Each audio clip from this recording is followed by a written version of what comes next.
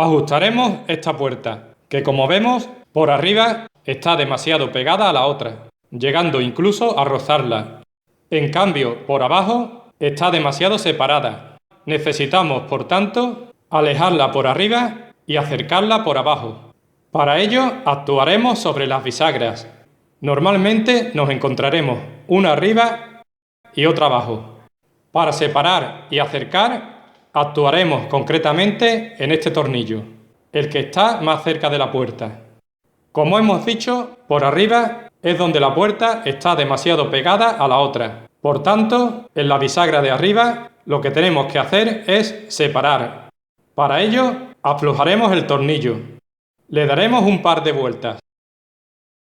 Como la puerta por abajo está demasiado alejada de la otra, en la bisagra de abajo lo que haremos será acercar.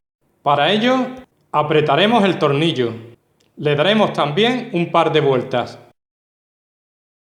Fíjate cómo por abajo ya está la puerta con la separación correcta.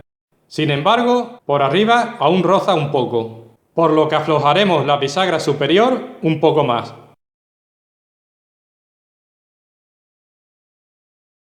Ahora sí está en su sitio. Espero que este vídeo te haya sido útil. Muchas gracias por tu atención. Adiós.